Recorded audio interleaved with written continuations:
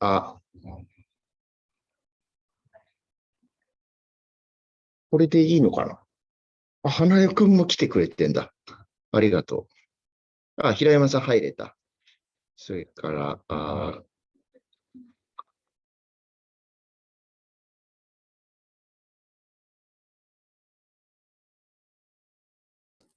来てくれた。いろいろ。ありがとうございます。はいはい。ホイッスルの方々です。はい、ありがとうございました。ちょっと動員してました。すいません。サッカー部の方々がね、ちょっと来てくれたんで。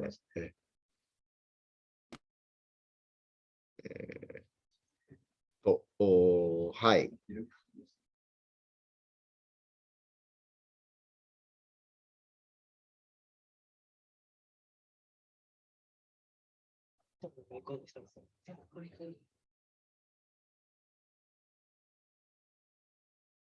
今画面共有奥の方がいいですか？いやいや、全然いいですよ。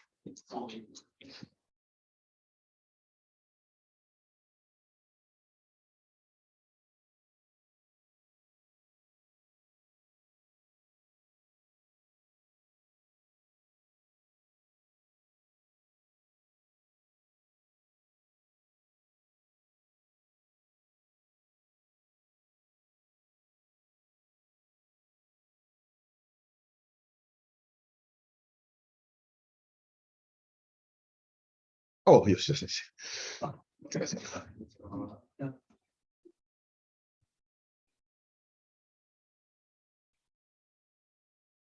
Must be so tired. Activity after activity.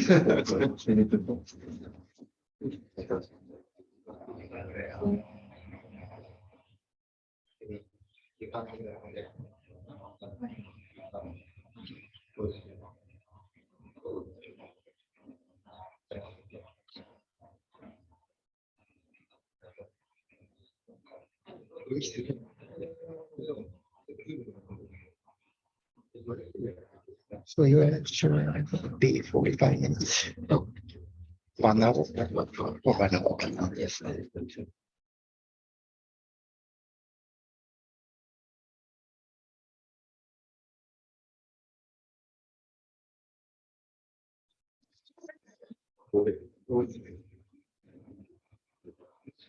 It was broadcast regionally on the TV this morning. So nice.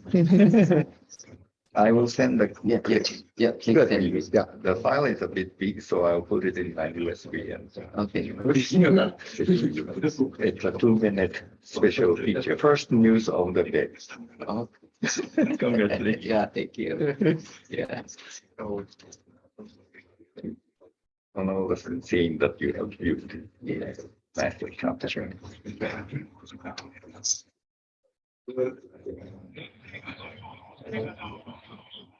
How the teachers learn how to teach and what efforts are made to attract the attention, interest of the students, and then they respond to it. These are the tricks that we have.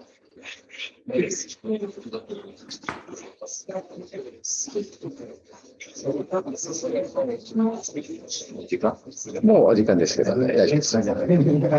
もう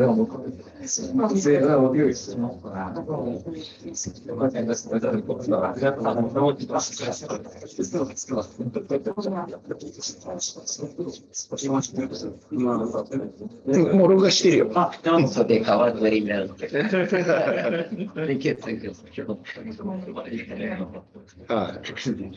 Yeah, so at the floor, please get some Maldives goods, the present from the Minister Rasheed.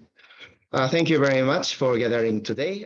It's time to start the 210th CICE seminar, Hiroshima University. The title is Educational Development and Reformation in the Maldives, from a viewpoint of a policymaker. So first of all, let me allow the lecture will be recorded, And then after then, it will released in YouTube. And also, this is a lecture instead of my absentee in Fukuyama City University. Sorry to say. So later on, please check it in the YouTube and write some report for your credit. So thank you very much. My name is Tatsuya Kusakabe, Associate Prof of Hiroshima University. I played a lot of the moderator today. So let me introduce about State Minister of Education in Maldives, Dr. Abdulla Rasheed. Of course, later on, he will introduce by myself, but he is the State Minister of Education in Maldives, and he has plenty of school teacher experience. After a few decades of school teacher experience, he became the Minister of Education in Maldives. And then, so nowadays, Maldives also is welcoming the development period in terms of education quality. Not so already each islands in Maldives has been developed that school building or teacher allocation or budget allocation. Then finally the moment is to improve their quality of education. So what kind of quality of education? Maybe Dr. Abdulla Rasheed will deliver some speech in this lecture. But not only for the study content, but also the Japanese custom in school custom or respective relationship each other between teachers and students. So he tried to study about the Japanese education, and after that he would like to employ some educational contents in Japan. After this visit in Japan, the Maldives tried to conduct the pilot project of dissemination of Japanese education element into Maldives. So let's listen to some details from him. So I'd like to welcome the Dr. Abdulla Rasheed, please.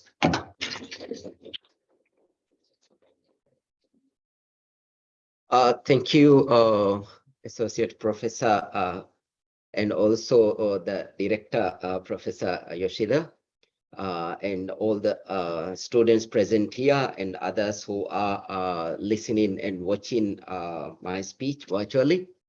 First of all, thank you so much for inviting me and giving me this opportunity.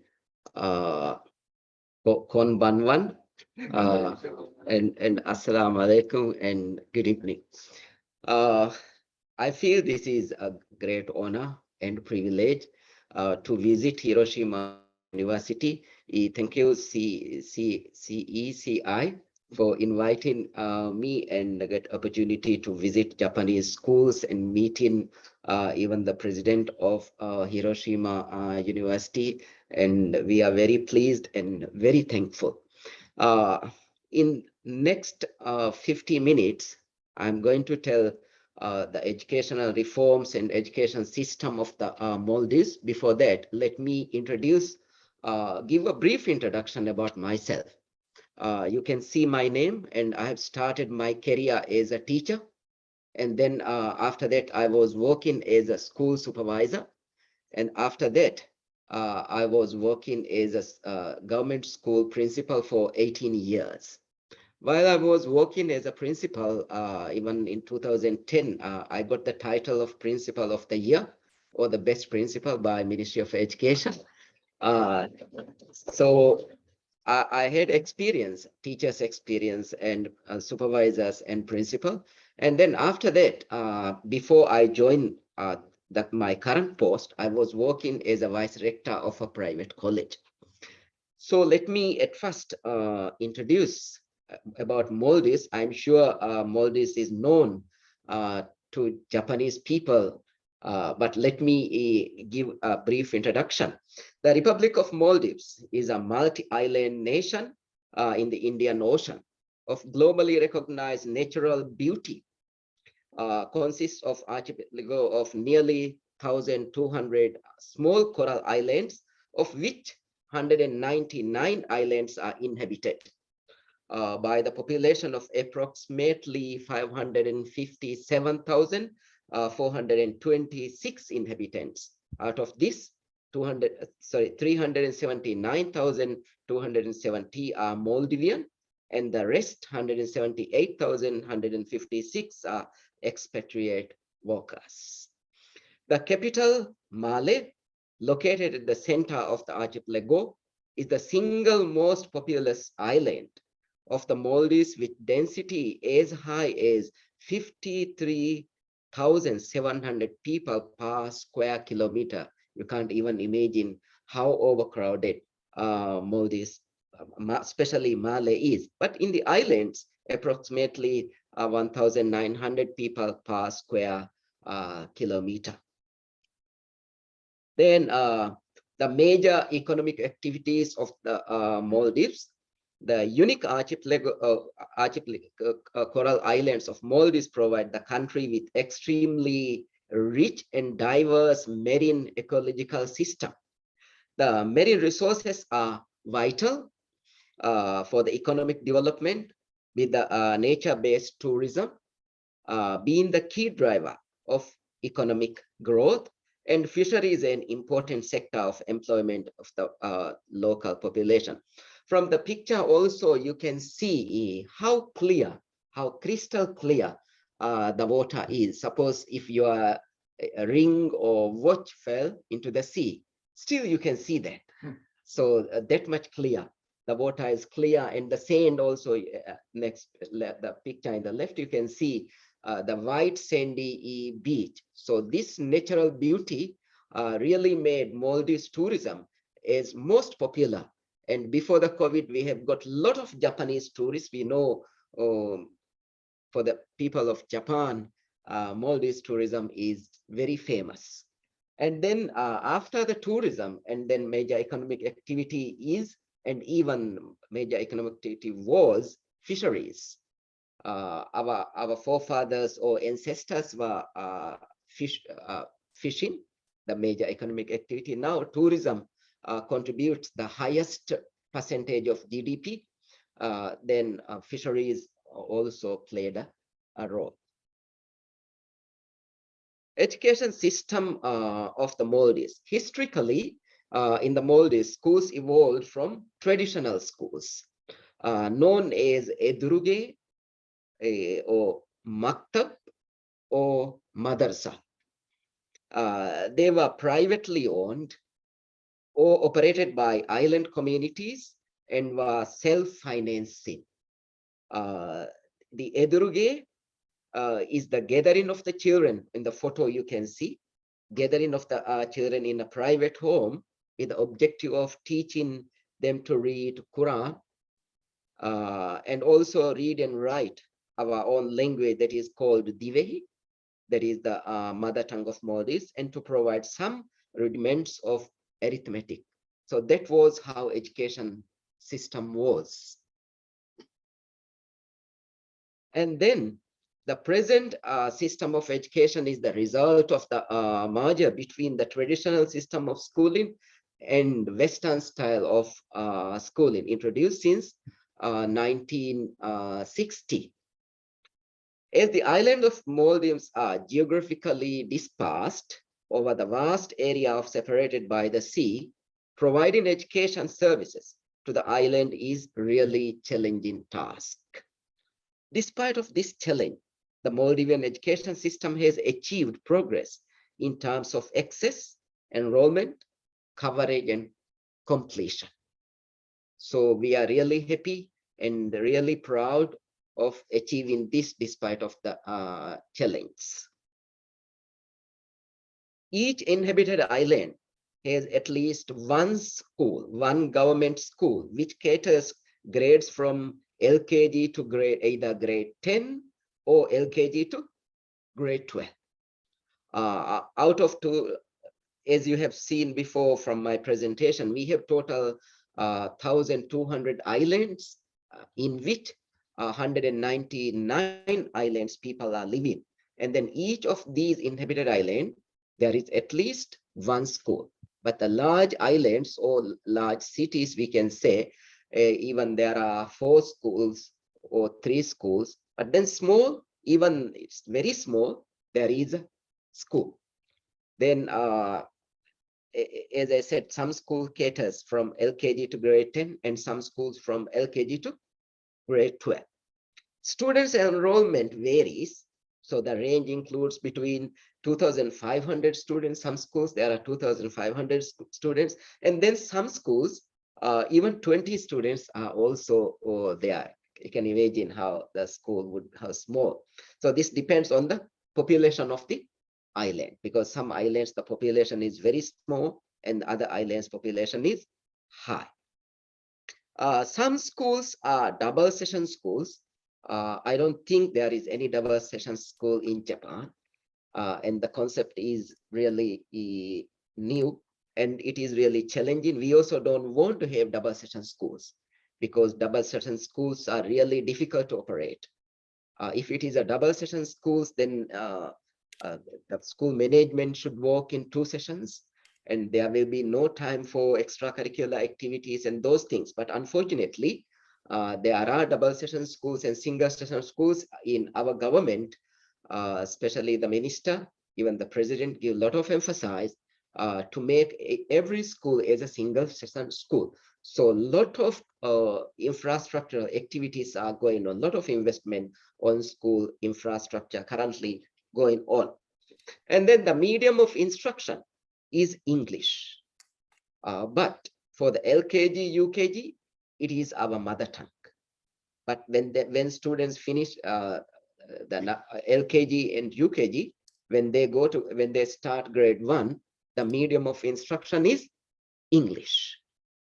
All the subjects or the textbooks are written in English, taught in English, but our mother tongue, that is called Divehi, and our religious subject Islam and the Quran, these 3 subjects are taught in our mother tongue. The rest of the subjects are taught in English. So the medium of instruction is in English. Then after completing grade 10, all the students in our schools, they do Cambridge IGCSE. So all the schools, all the government schools, we have 216 government schools. All the government schools, after completing grade 10, they do Cambridge O-level. After completing grade 12, they do Edexcel A-level. So both the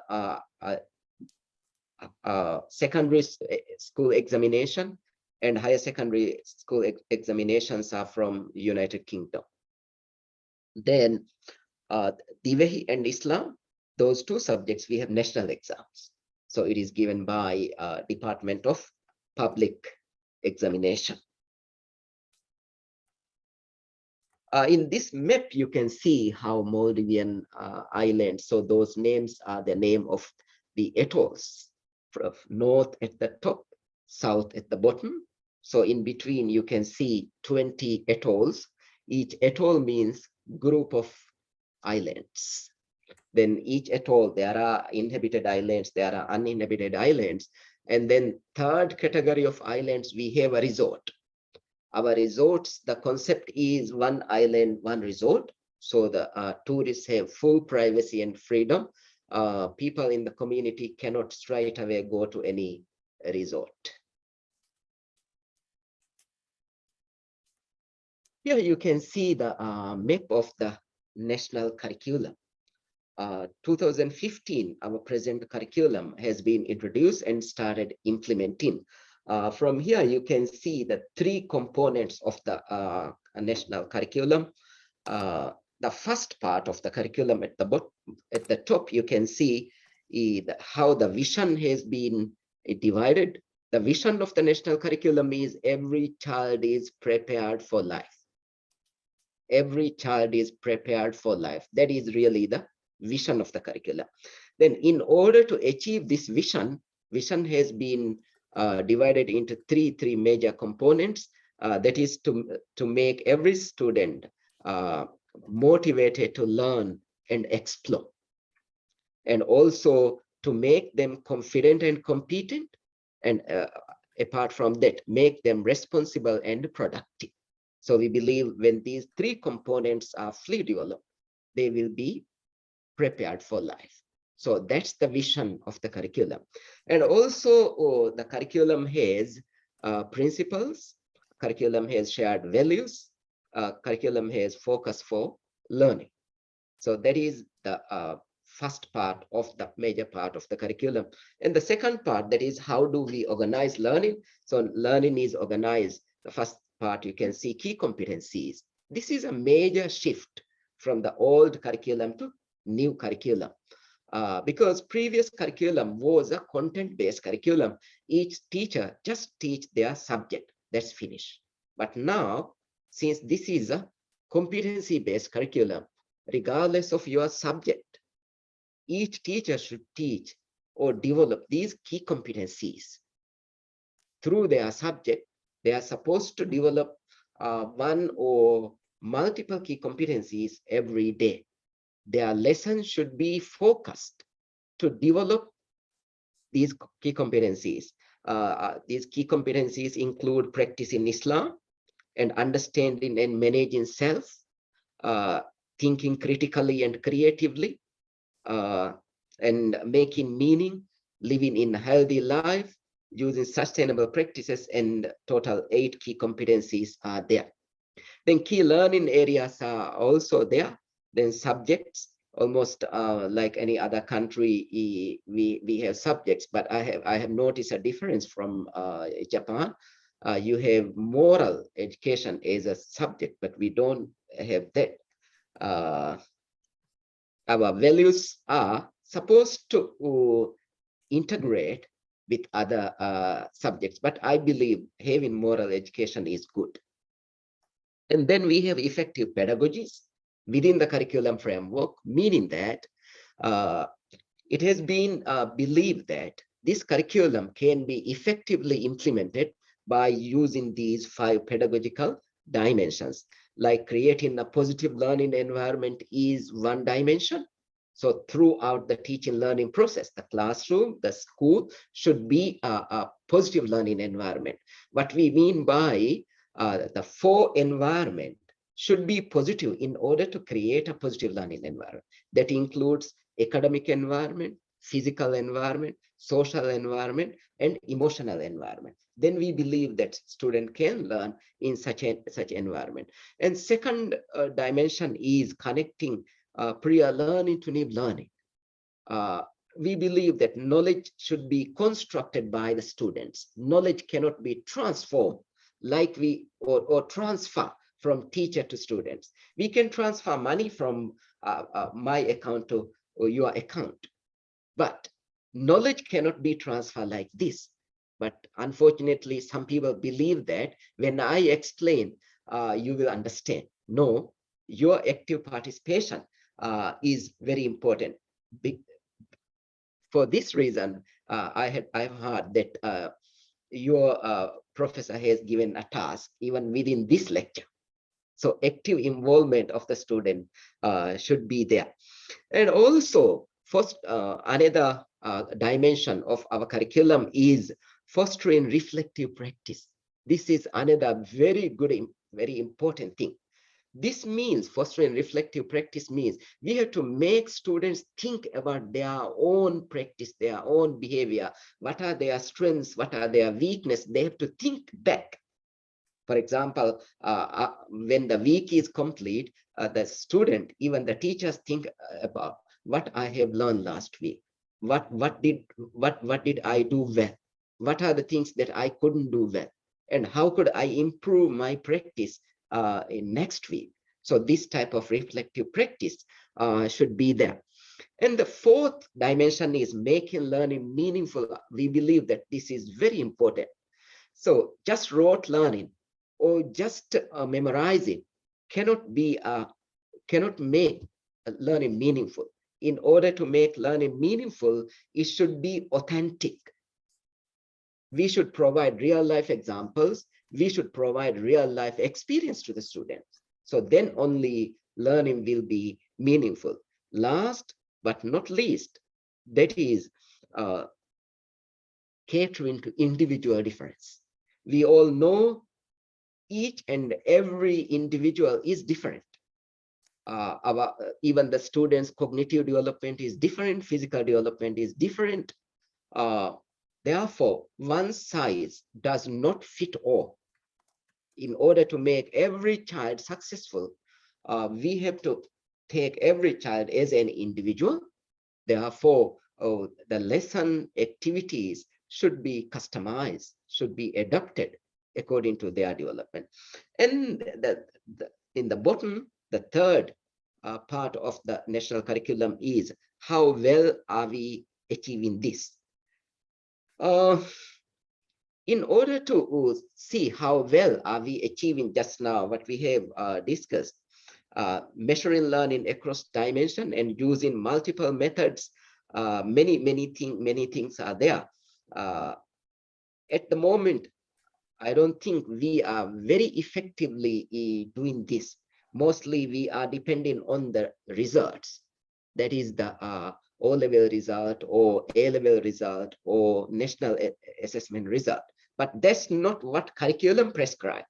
According to curriculum framework, if the school is successfully implemented, we can see that from the students' behavior, how they are contributing their own society and global community. Are they doing further education or are they doing a job? All these things should be done. Therefore, to make it short, I can say just measuring exam result will not ensure the successful implementation of the curriculum. It should be wider perspective and multiple measurements should be there. So this is the map of the national curriculum. Now let's look at the recent developments in education. The first point I want to share with you is education sector plan.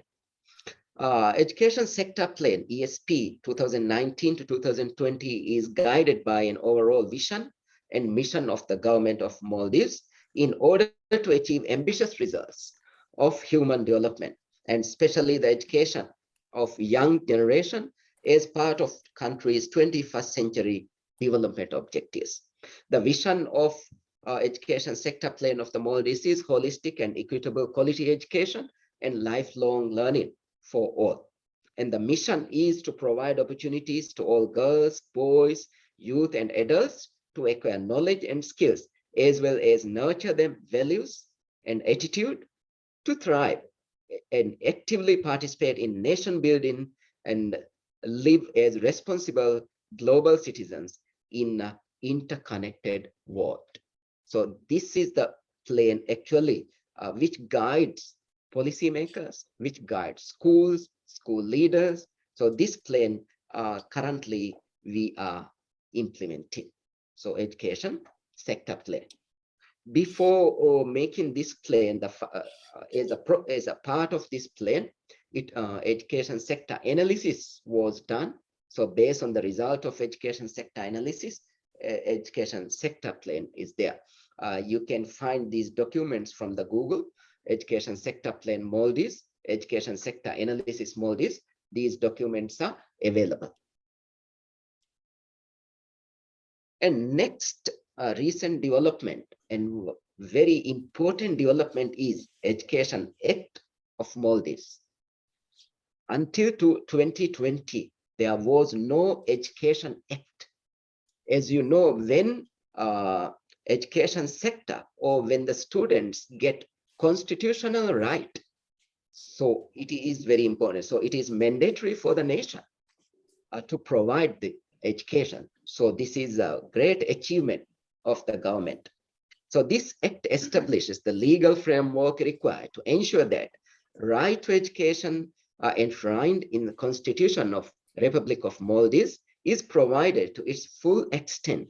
It determines the fundamental pillars of the Maldivian education system, establishes the rights of the pupil and educators in relation to education, establishes the responsibilities to the state, parents, educators, and establish various other general principles with regard to providing education in the Maldives. So this act very clearly and precisely prescribed the responsibilities of the state, responsibilities of the government, responsibilities of the parent, responsibilities of the teacher, responsibility of the principal, even responsibilities of the student. So even a parent will not have the right not to send their children to school. So if they do so, that means they are violating against the Constitution. So we believe that this is a very important recent development for education. And next is enhanced literacy and numeracy program. As you all know, literacy and numeracy are tools to learn. Even a very skillful carpenter cannot do the work well if he or she doesn't have the tools. Same way for a child, a student, if they are weak in literacy and numeracy, they cannot be successful. The result of the national assessment in the Maldives show that the level of literacy and numeracy is low compared to other countries' international assessments. Since literacy and numeracy, as I mentioned, tools are for learning, some students face difficulty in successfully completing the school. We have seen a number of students who are struggling to complete their secondary education. Each and everyone, they are weak in their literacy and numeracy. Because of this, 3 years literacy and numeracy enhancement program is in progress with the support of Global Partnership in Education, GPE. Out of 216 government schools, 131 schools are selected for this program. Recently, the National Literacy and Mathematics Strategy has been revised and launched by our minister a few months before. Each school, there will be a literacy and numeracy ambassador. This is a very important program, as I just mentioned.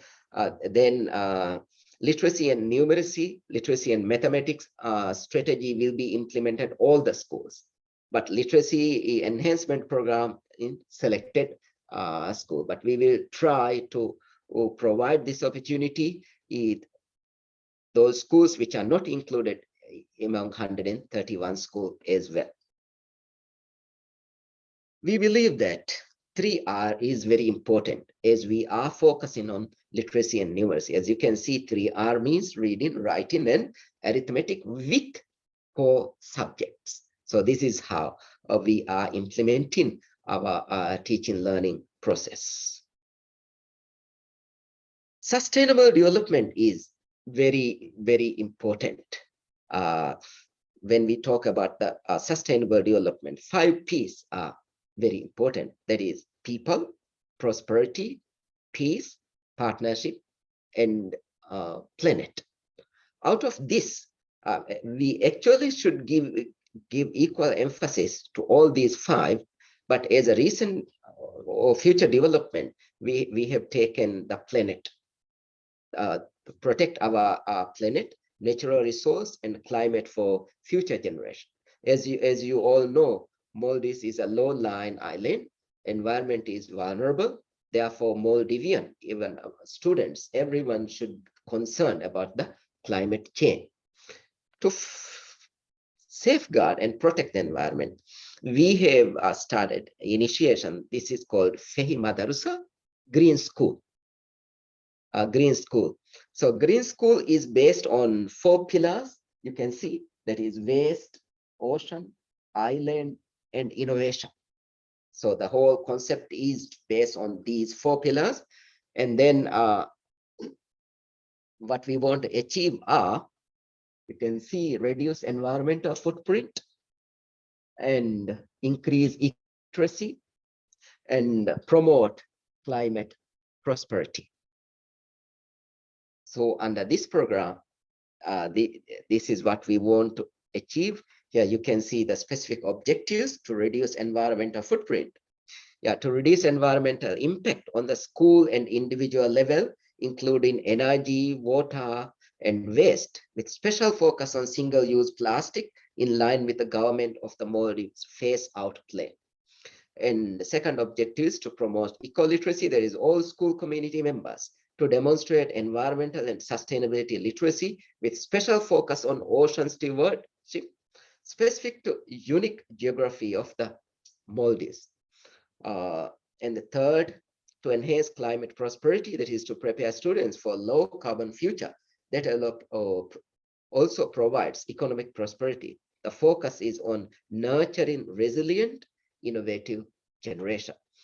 So this is how our green school concept look like. So Fahim Madarasa, green school, then governance and school culture should be in line with this concept. We have already developed the concept. Different dimensions are there, and the schools will be categorized like gold school, super gold school, bronze school, silver school. So different level of dimensions are there. Under that, so school governance and school culture should be within the framework. Before implementing, a baseline survey would be done. Then we would know the, for example, level of energy consumption now. Then after 1 year, we can again measure how much they have achieved. And the educational program should be integrated with the green school concept. We have hired Maldives National University as a consultant. We did a curriculum mapping. So which subject has content related to different objectives and pillars, and 7 schools are already selected to pilot this program. And then school campus would be and should be, I can say, like Japanese roads, schools, and so what I mean is clean. And then community involvement should be there. And our focus is not limited to the school. Our focus is to involve the parents, involve the community, and also want to see waste-free, litter-free, very clean islands. Then let's look at the futuristic education, or in future, what really we are looking for. One and very important thing is STEAM education. So as you know, STEAM education means science, technology, engineering, art, and mathematics. In order to implement this program, we have hired a consultant. Now the consultant is developing the curriculum. With the help of the World Bank, we are going to pilot this program with 27 schools. So we believe that in 21st century, STEAM education is very important. For example, now we have science, we have mathematics, then the technology, engineering, and art. These concepts will be added to the existing subjects, and students will get more opportunity to practice the things, provide them more practical experience. And next is again a future initiative already we have started, that is school technical and vocational education. So at present, we are getting ready to start estimate in selected school, that is also 27 schools. A local consultant is developing the estimate syllabus and teacher's handbook. We will establish a skill lab with tools and equipment in selected schools. All the students from LKG to grade 10 will go to the skill lab in specific period of time. After completing grade 10, students will get the option to do higher secondary, either in academic or vocational. This is not there now, but this is what we really want. And then we believe that skilled profession should be respected, and skilled profession is important for the economy. It's not white collar jobs which is important. Blue collar jobs are the people who generate income for any economy. And Maldives is a tourist destination, and our students should be ready for tourism.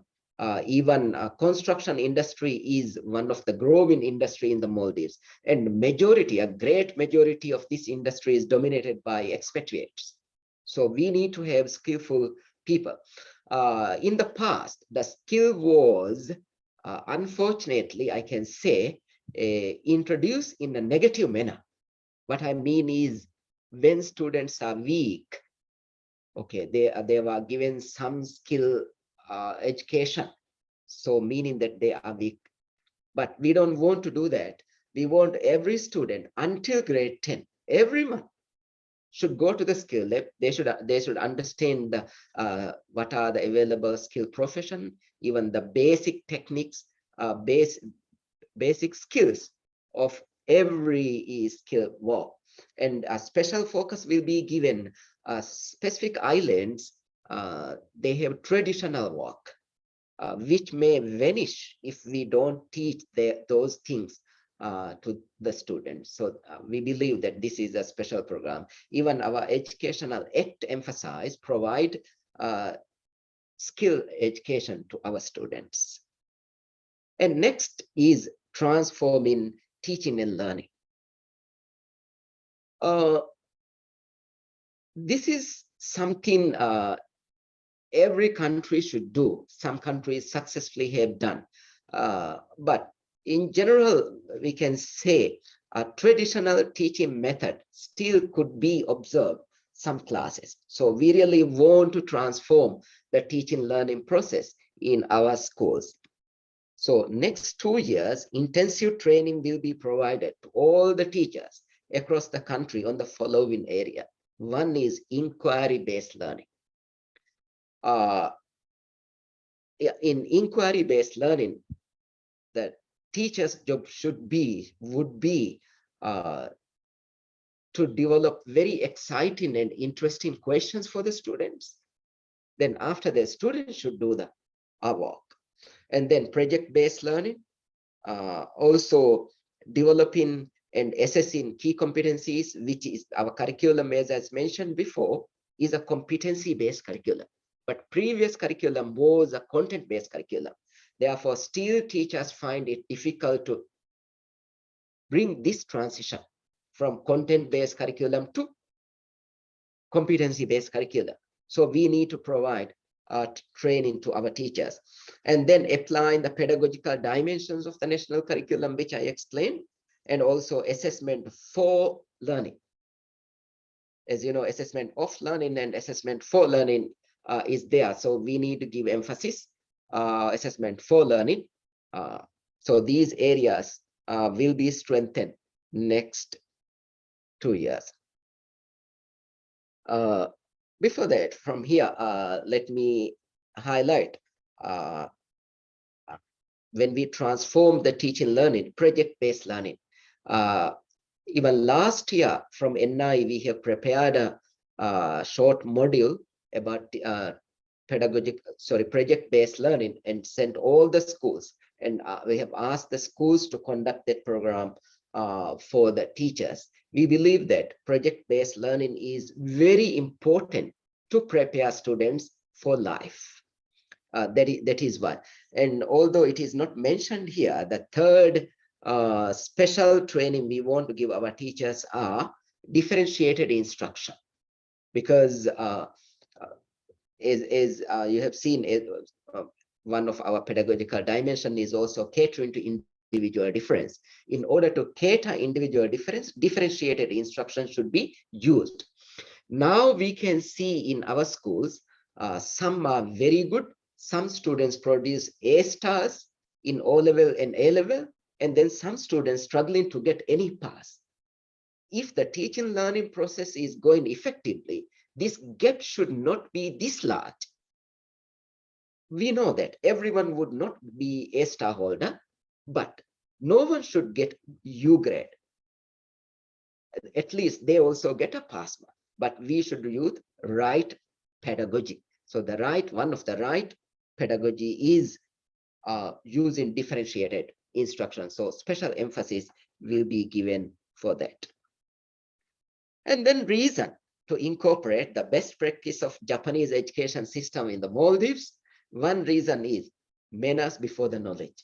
So we have seen that from Japanese, even I read, even I have seen from the school, manners before the knowledge. And then not janitors, but student clean the school. That's wow, so good, so impressive. And I was shocked to see that how lovingly students do the work. Then I have made short videos of that, and I shared that in my Facebook. And some of the people back there in the Maldives, they are saying, why don't we do this?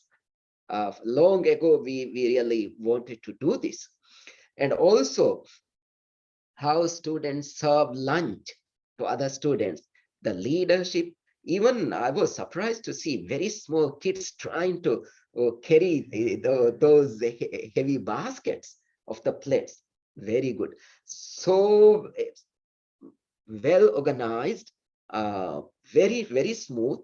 So this is really education. This education is not from the book only. This is the real education. So that's another reason. Then socialization in elementary school. I have seen this socialization.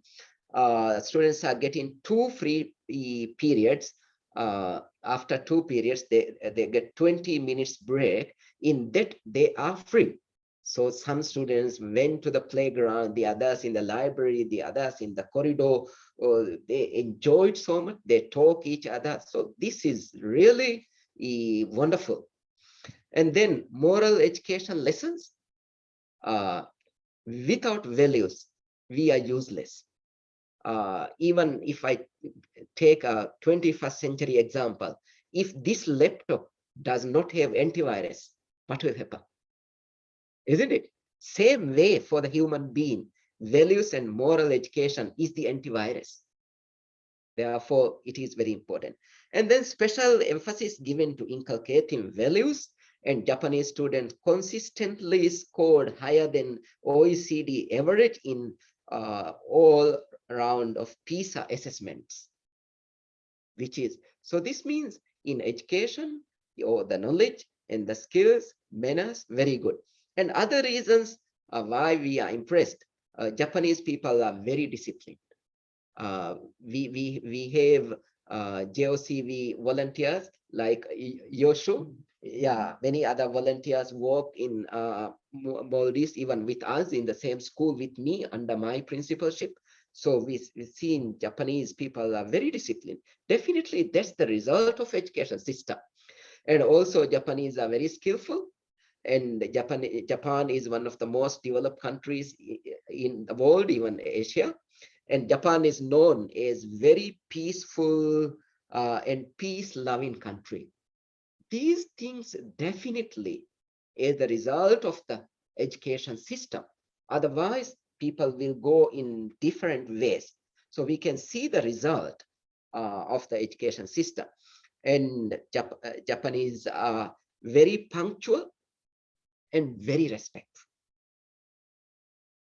But in many other countries, we can see if even you are invited, whether informal or formal invitation, if you are asked to come 9, so anytime after 9.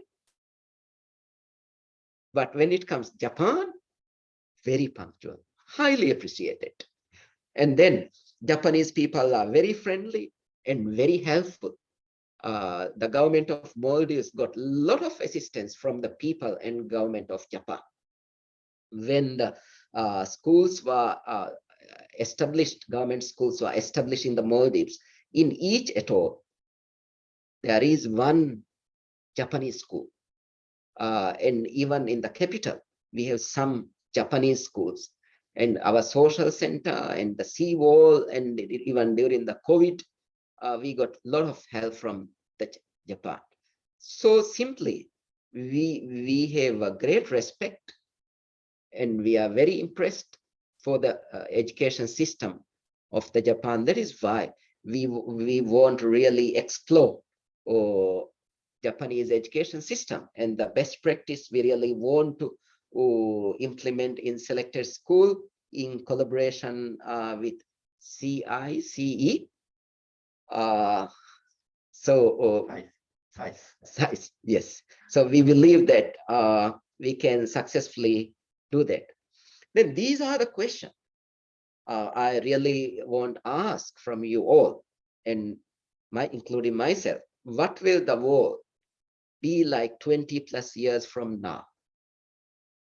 The education system should think about, because education system should take care of this.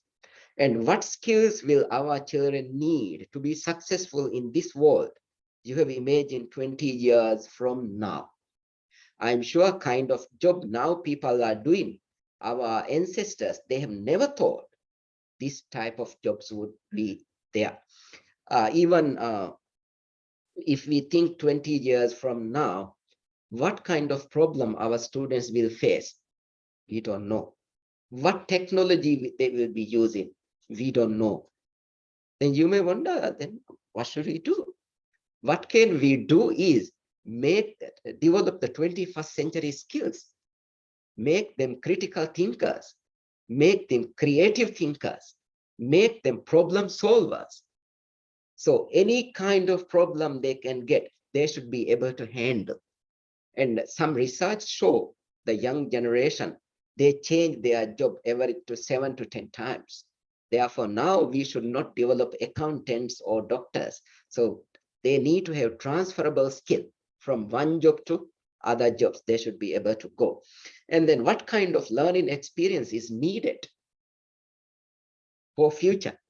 And then what would be the requirement for the future jobs? The education system should think about these things, because we suppose a child is in grade 1 now, and after 12 years, from now, the child can complete high school, and after another 3 years, complete the degree.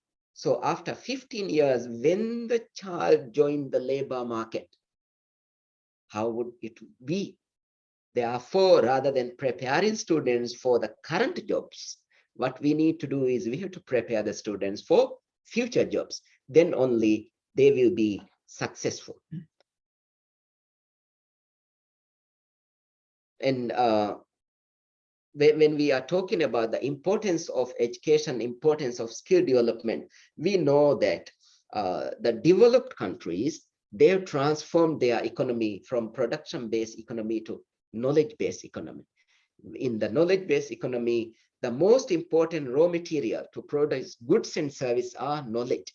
Therefore, human capital is the most important to prepare the employment. And also, it's not only employment, we have to make the students as creative entrepreneurs. They shouldn't be just employees, they should be employers. So it's the education system which will serve for this. So with this note, let me tell you what are the questions, comments, concerns, and problems and complaints we have in the Maldives. One question is how we define education and the purpose of schooling. Why this is a concern? Because the definition of education, purpose of schooling, in my understanding and my observation, in most of the people in our community see the purpose of education is producing the result. And definition of education is getting pass in O level and A level, which is totally wrong. So if we really have a misconception in education, how could we get the right education? As you all know, even our vision of the national curriculum is prepare the child for life. Therefore, with this narrow definition, we can see semi-finished product, meaning that not really ready for life. So that's one concern. And second and very important concern is standard terminal examination. because of this standard terminal examination, people believe that schooling is producing the result.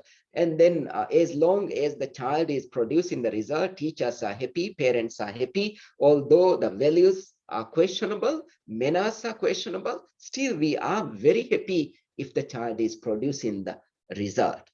Then because of the standard examination, a lot of emphasis given to the content, to the knowledge, and rote learning, memorization without understanding. So compromise the values, compromise the skills. And another concern is testing the knowledge. In any academic institution, any schools, as you know, it's not only the knowledge.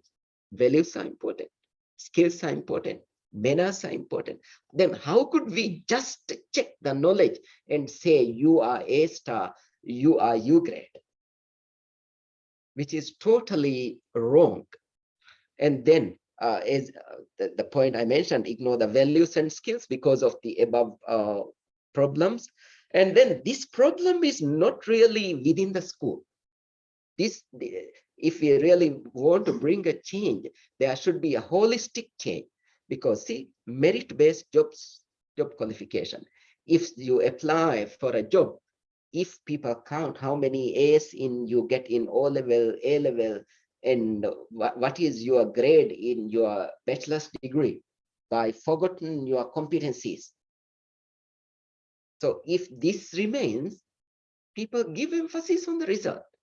Therefore, there should be a holistic transformation from the whole system. Then only the real change will come. Otherwise, real change will not come. So before concluding my presentation, once again, let me wholeheartedly thank Hiroshima University.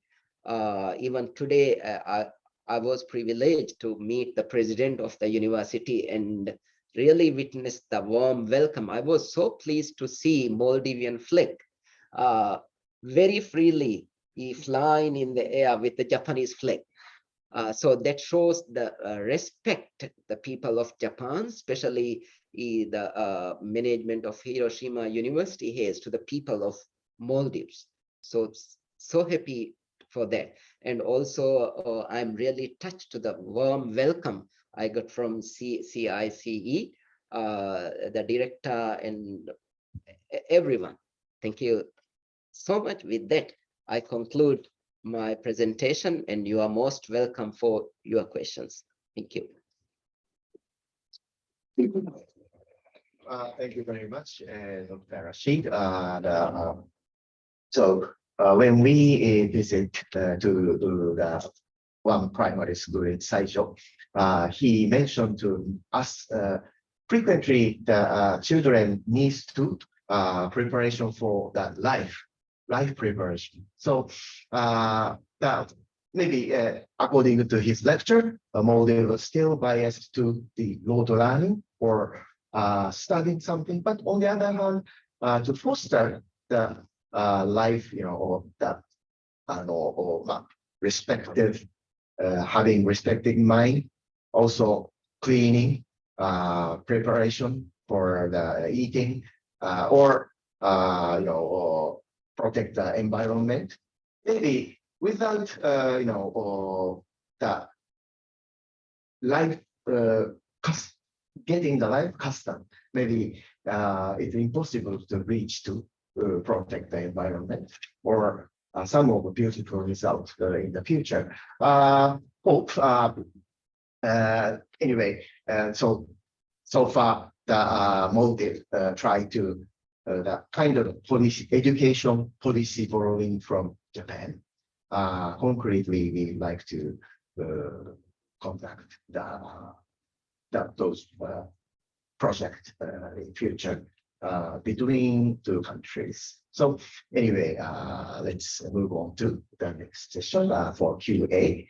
If you have a question to the Dr. Rasheed, please raise your hand. Okay, from the floor. Thank you for your presentation, Dr. Rasheed.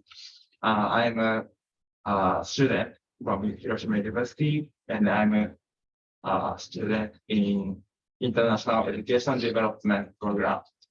And so it was so valuable to hear your presentation because you made me realize how Japanese activities in primary schools are valuable things for Japanese nation. And thank you for your presentation. My question is about the expectation for higher education in Maldives. Because some industries are different between Japan and Maldives.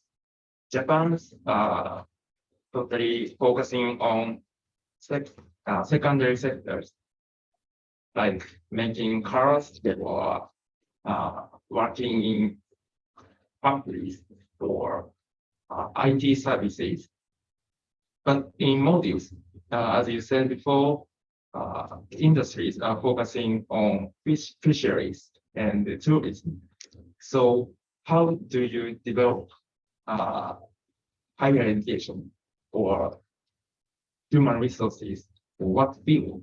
Yep. do you want? Okay, thank you. Thank you. It's a very good question. As you mentioned in the Maldives, if in the fisheries, first of all, fishing is a primary economic activity. And then we have fish processing.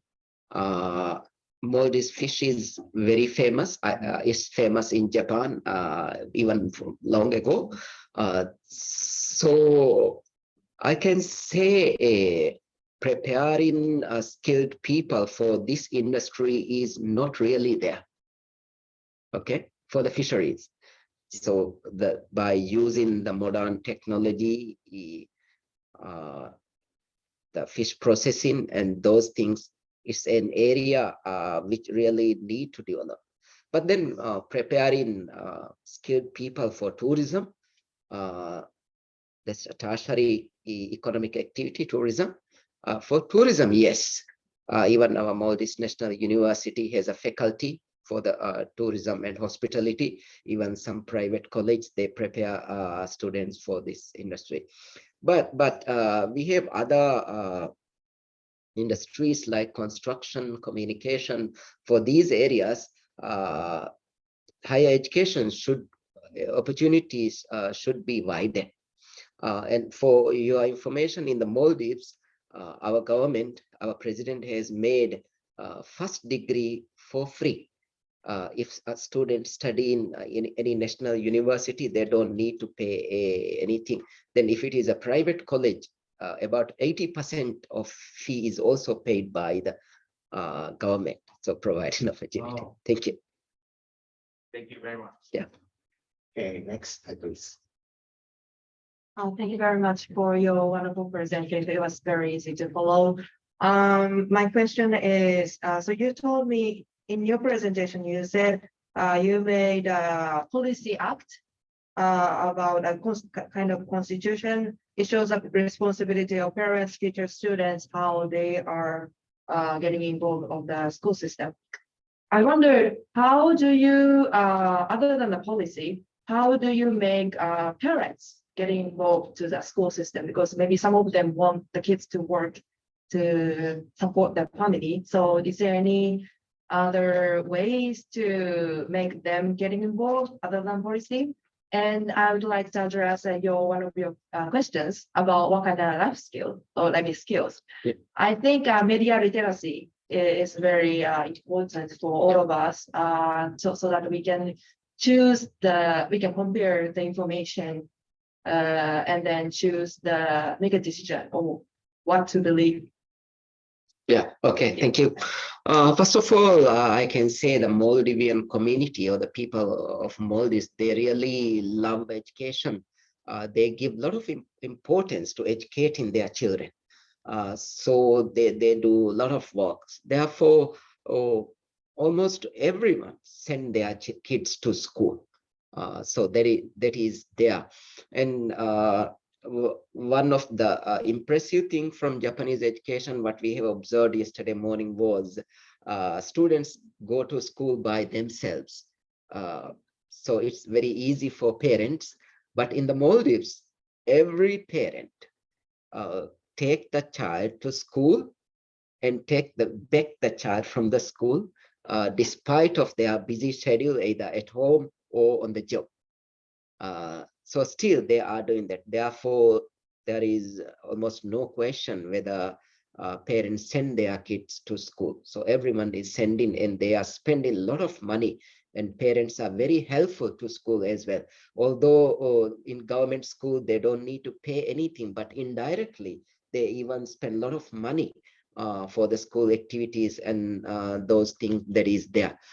Then with the introduction of the Education Act, now parents have to send kids to school. Even before the act, it was the practice. Therefore, there is no issue.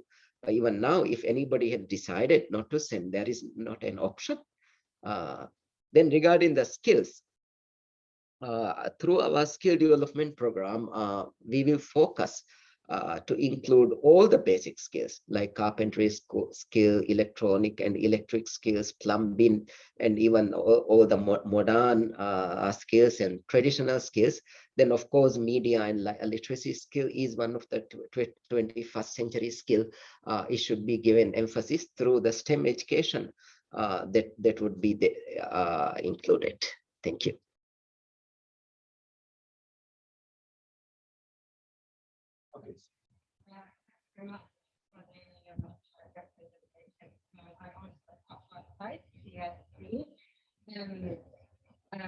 My question relates to the value that you put on the education in terms of pedagogy. So you think, or more than embrace that participatory inquiry that have you observed from your perspective, how much do you think that can be pedagogical in that category?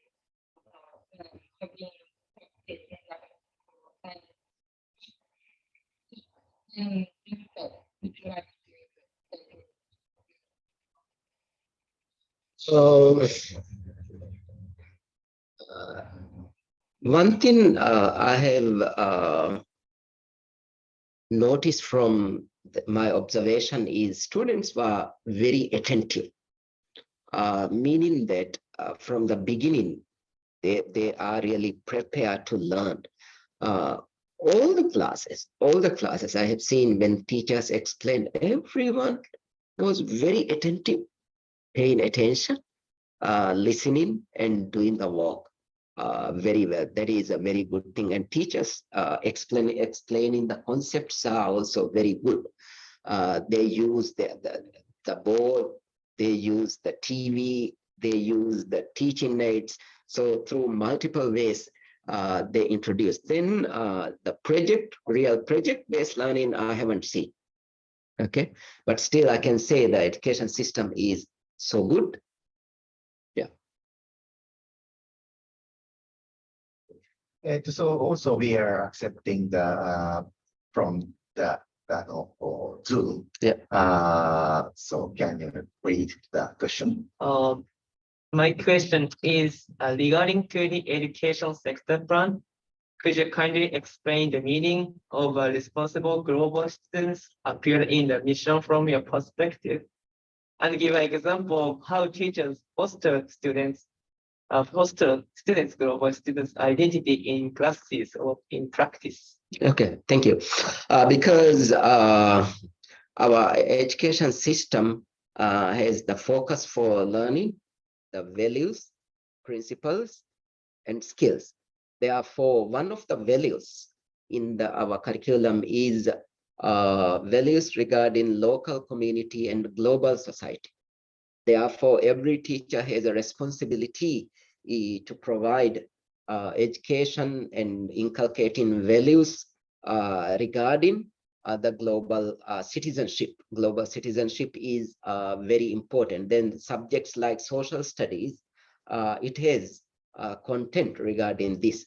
Then it's not only the content which is always important through other activities. They should understand that they are not living in their own island or country. They are living in a globalized world, and we are living in like a global village. Therefore, respecting, accepting diversity is very important. And again, collaboration is one of the 21st century skills. So through these ways and means, our teachers are supposed to do this. Thank you. Next question is, I have a question about out of school children. Minister said that education in the Maldives has quality problems and low literacy. I think there are dropouts. So is there a program or system to provide an educational opportunity for dropout students and adults who couldn't go to school? Yeah. Yes, some issues are there, but not the number is dropout number is not very high, but dropout number is there.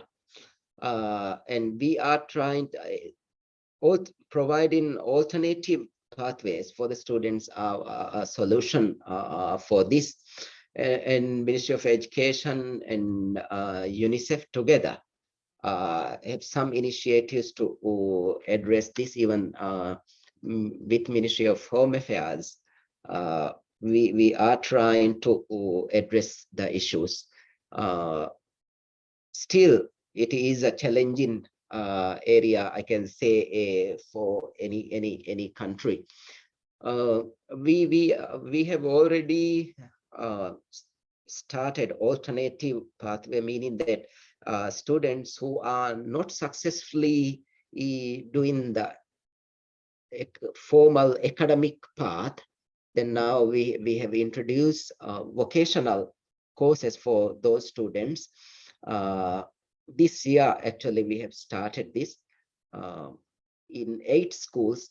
We are now doing that, even other schools. So meaning that they will be doing these programs. So still, this is an area we need to strengthen. Thank you. The next question is, as Minister mentioned in the lecture, there are many impressive lessons from Japanese education that developing countries can learn, such as learning values and respect. In your perspective, how can Maldives adapt these lessons to your school program? Very good question. As I mentioned before, this initiative is in collaboration with CICE. So before my trip is over, we can meet and discuss how we can proceed with this initiative. One thing is, since this is something new, the selected school, first of all, parents should be convinced that this is important, and teachers should be trained, and students should get awareness, and everyone should be ready for this. Then only we will do this. Since this is a major change, we may not be able to introduce this for the senior students. They are already matured in their way. But the younger kids, we believe that they will love it, they will do that. And I have no doubt that parents will love it, because long before, parents have respect for some of these best practices of Japan. So we believe that we can do this very successfully. So we will pilot in selected schools, and then once pilot program successfully done, hopefully, inshallah, we can scale it up. So that is how we can implement. Thank you very much.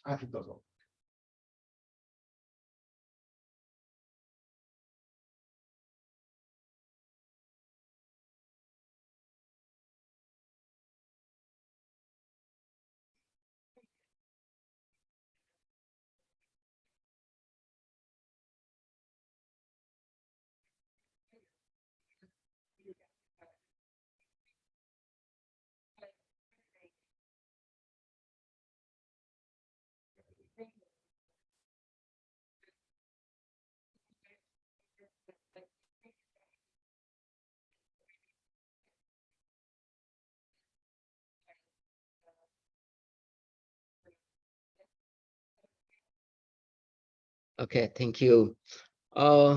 If I give a very short answer, I can say we are not really able to educate and aware our people about the importance of climate change, because our people are not really concerned about our vulnerable community.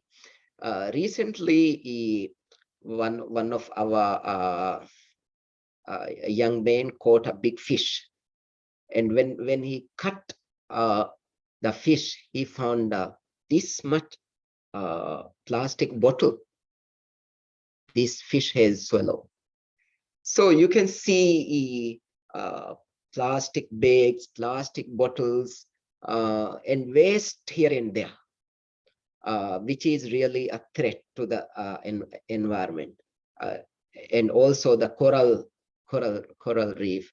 So the level of awareness that we are supposed to have, it is not there.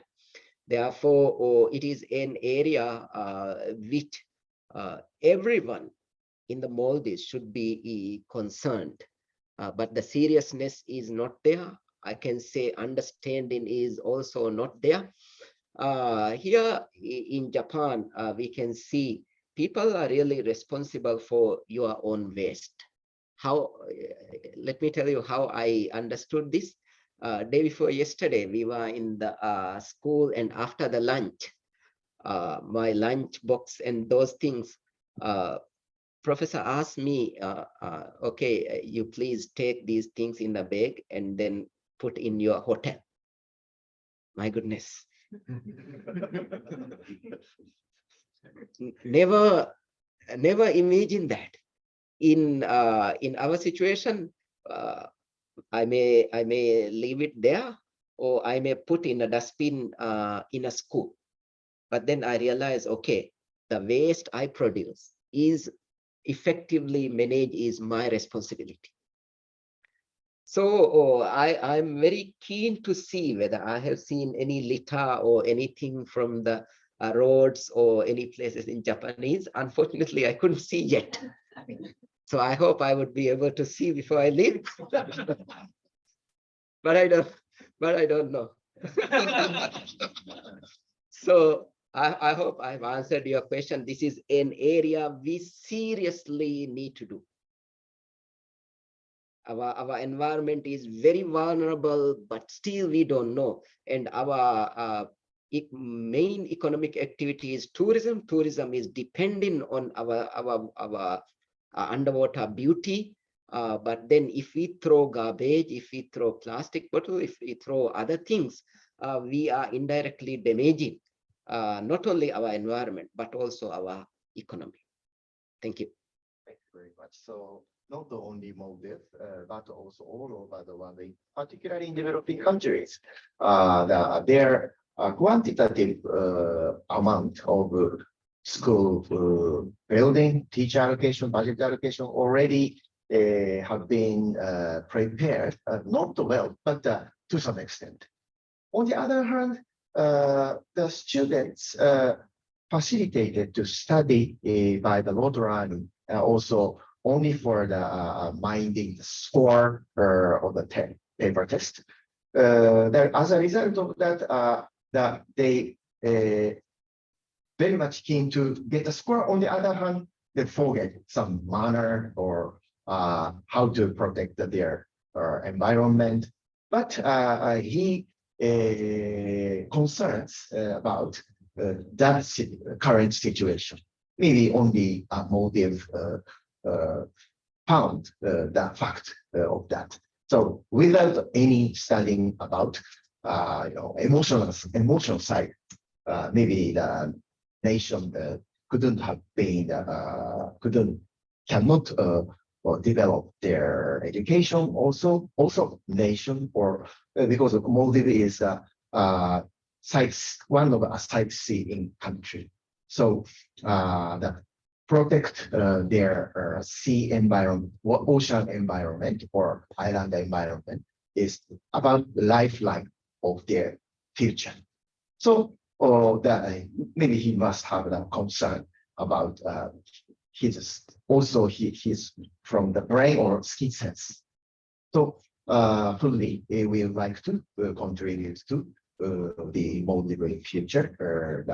That is so far I'm feeling that. Are there any undergraduate students here? Undergraduate. 学部生。学部生 Yeah, thank you. Honorable Minister said that there are so many good things about Japanese education. I want to ask you, because you are relatively young and you have fresher memory of what school life was, what it was like. Do you agree that Japanese primary schools have so many good things that you can feel proud of? I want to test. Yeah. I want to test ourselves because for the outsider view, Japanese education looks very good. But you have gone through that yourself. Do you agree that it was a very good education and the school you stayed for many years, in fact, had such beautiful, good things as Honorable Minister admired? Anyone? Yeah. Do you agree with his observation? A simple question. I think I disagree Japanese education a little. Japanese school class, book, no, note, write note.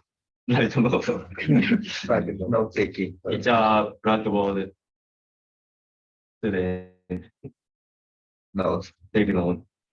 I want more discussion and game experience. So I disagree Japanese class. I think. The school you have visited, Mitsujo, Yeah. and had any other? Okay. No, only so far, Mitsujo. yes. It's not the best school, but I think it is a typical local primary school. But when I recall my own experience about 50 years ago, I did not enjoy cleaning the floor. I was often spotted by the classroom leader, and the teacher. I was chatting with my mate while cleaning, and then didn't notice that my teacher was standing behind. I was chatting aloud, and then, hey, Yoshida-kun. That was a typical behavior. But gradually, when the same teacher said that, look, you don't know how beautiful your school is. Yeah. Wooden floor is shining, Yeah. right? And thanks to your everyday cleaning, it is so beautiful. You don't know now, but in 20 years later, you remember that you can really be proud of it. And the toilet of Japanese schools are so clean. And as you rightly observed, not teacher said what to do, but students actually do every day. Yeah. And it is so everyday part of our life. So when I ask you the question, what is good thing about the Japanese primary education? It is very difficult to say, oh, it was good. Yeah. But it was so ordinary. But on the other hand, it is also true that it is not everywhere. Some teachers are having a big problem in taking care of kids, respecting the diverse characters. Someone go wild, someone loiter around the classroom, someone keeps chatting, cannot concentrate. It has become kind of more visible than in the past. Yeah. I think because of the effort to give less stress to learners, then once the lid is taken off, children become more free and begin to not behave well. But we still try, that education system still tries to put students in a defined manner, space, and that gives so much stress to some students. In that sense, the school education really mirrors society. To try to maintain order, we tend to overlook the difficulties of some people. So we have to have a more open eye, really to see that our efforts are not giving extra stress to people. For the apparent beauty on surface, Yeah. but we have to really go deeper to look at the individual's feeling. May I say a few words about what I was so impressed? Of course, you are a very well-informed model teacher turned to very well-informed state minister. So nothing is striking to me when you say all these things, but you are not just talking, but you know what is happening and what is not really happening. But even in the education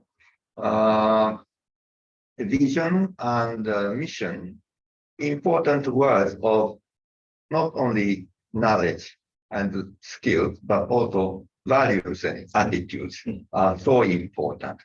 These are so obvious, but to put them into practice is not at all easy. And even combining those aspects, your presentation also touched upon the transformation of teaching and learning. Even UNESCO today talks about it without really thinking, without them, they themselves thinking, what kind of transformation do we need? What should be transformed to produce what or what? That kind of important discussions are totally missing, but they just advocate to transform education because it is so popular nowadays. Transformation has become just an easy word to make the reform look attractive, but without really touching the deep part of people's heart. And in that case, to the extent that is true, the reform exercise will not really change the people's mindset. So I think your guidance is very crucial to really show people by living this way. When you say Japanese education system is good in this point, and why? And we Japanese people in return have to be prepared to work with you, checking our own education. Is it really working? is what you have impressed about really working? And why it is working? Who are making hidden efforts to make it happen? Because it is so obvious, we don't know who is making extra efforts. We take it for granted, but someone is making enormous efforts to keep making it reality. So we have to be able to explain.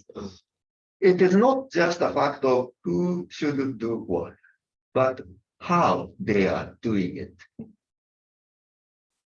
With whose cooperation or support. So it is not just one box fulfilling one duty, another box fulfilling duty, but these are all interactive. And then as an entire system, it looks as if Japanese education system is working. So it has not been built up overnight. Many decades of efforts and errors. Based on that, what you have seen is in front of us. So I think it is very important to know that such hidden efforts and the hidden interrelated mechanism is here. We have to uncover those secrets and discuss it together with people like you who have an important eye of appreciating what should work and how to make things happen. And that way, we also have a fresh eye to reappreciate what our education is strong about or in danger. I think that process is very important to share. So I really would like to appreciate your presentation, clearly pointing to those important messages. Kusakabe sensei at the beginning gave us a question: what kind of quality is he thinking about? Is very eloquently expressed in your presentation. So I really like to appreciate you. Okay, thank you. Thank you. His point, actually, that's a very valid point. Even the best education always is an improvement. The areas that can be improved. So what you experience in your primary school, that is true, because now you is doing some educational courses, I believe. So let me tell you, each student has a different learning style. Therefore, keeping everyone like this and then one style of learning is not right. But normally what the teachers do is we tell the students what to learn, how to learn, where to learn, when to learn. We should not do this. We can just tell what to learn, then leave the students, they can decide how to learn. Some students may do that by discussing with their friends. Other students may just read. Other students may draw. Other students may visit a website and take information. So I should not worry about that, how they process it. But now the problem is generally, even in the Maldives, if you visit a classroom, you can see every student is doing the same thing, which is not right.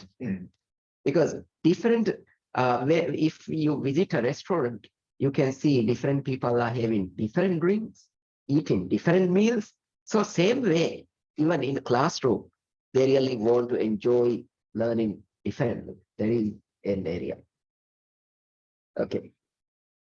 Thank you very much. Yeah, so for Japanese, also I found a fresh structure of education in the Japanese primary school. So of course we observed the cleaning at the school. But after the explanation session, after that, we conducted the explanation session with the school head teacher, principal. The principal explained that cleaning activity is belonging to the one school slogan, the dedication.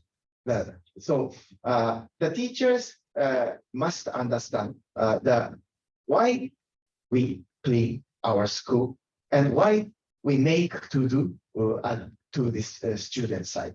So if so, the teacher order to the say something to the students about it's not enough to clean. Not to say like that. They say teachers say so. Many people walk around here. So please remove that dust to the as a garbage. So that kind of or teaching style is also connected to the school philosophy slogan, something around or ethical things. So I think maybe we, as Yoshida Sensei mentioned, that we must understand the entire of the picture of Japanese education. Also, we must interpretation into Maldives situation. So that's the maybe our in just now discussion sculpture such kind of future issue. So thank you very much. Please approach today's.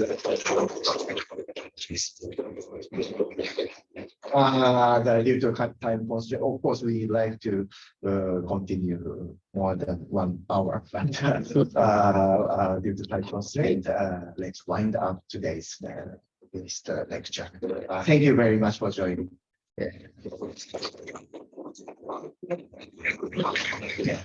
Arigato. Any of the students who would like to take a photo? If possible, It's very special. そしたら、オンラインの方々、今日はご参加ありがとうございました。これで、ラシード大臣の講義を終了いたします。ないなんか、いろいろ言ってたんですけど、あなたにちょっと出してもらっても。